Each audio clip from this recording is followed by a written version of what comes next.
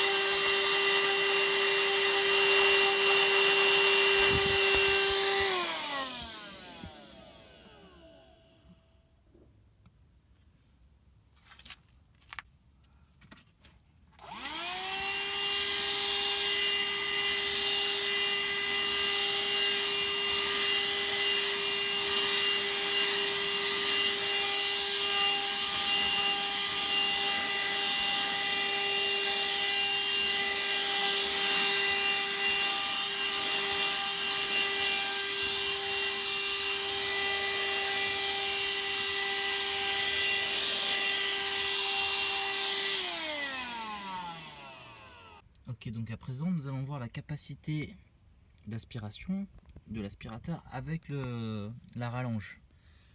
Donc là j'ai mis la rallonge, hop, et j'aspire.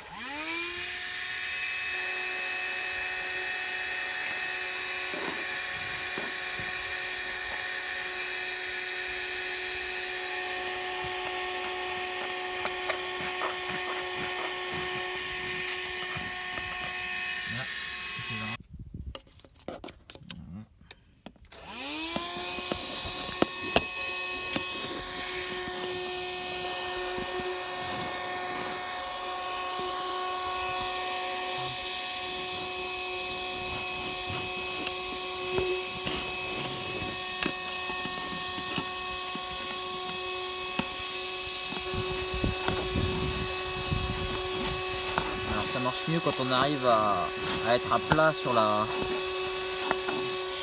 sol. Parce que vous voyez, il y a une petite pointe. Donc lorsqu'on arrive à être à plat sur le sol, ça fonctionne mieux, mais après, voilà, pour être à plat, c'est un peu compliqué. D'autant plus que ce truc-là n'arrête pas de se barrer. Hop.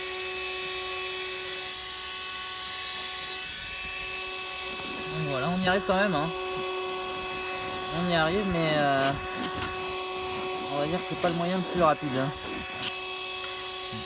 Voilà, c'est à peu près. Ah, il a recraché. Il a réussi à recracher ce que je lui ai mis.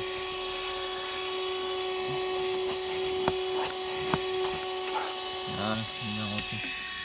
Alors pour la partie nettoyage, donc on a deux boutons de part et d'autre. On appuie dessus. Donc ici on a accès au filtre. Donc on a une petite indication pull qui veut dire tirer. On tire. Et là donc on a accès au filtre. Donc il s'encrasse assez vite. C'est ce que j'ai pu me rendre compte. Dès qu'il commence à être un petit peu encrassé, donc sa capacité d'aspiration est très vite perturbée. Donc il faut le nettoyer assez souvent en fait.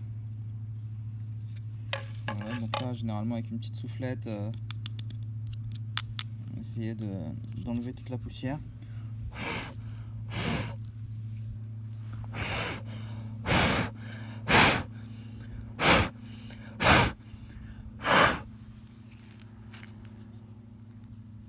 Voilà.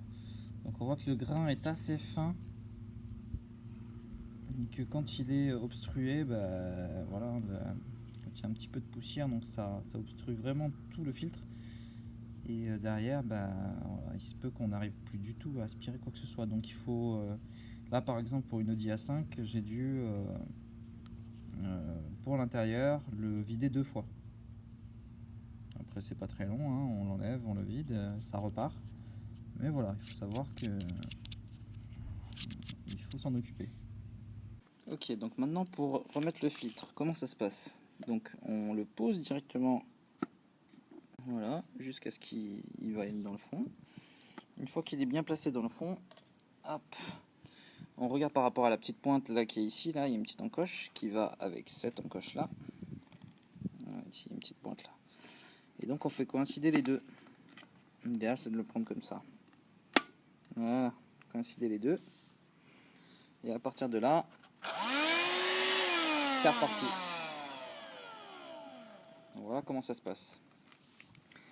Alors par rapport à l'utilisation, moi je pense sincèrement que c'est un aspirateur qui est très pratique. Donc il est assez puissant quand même.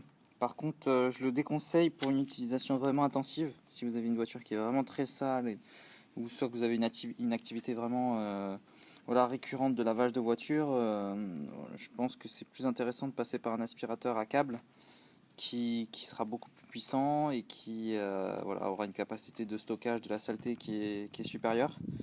Parce que celui-là, voilà, il faut le nettoyer assez souvent.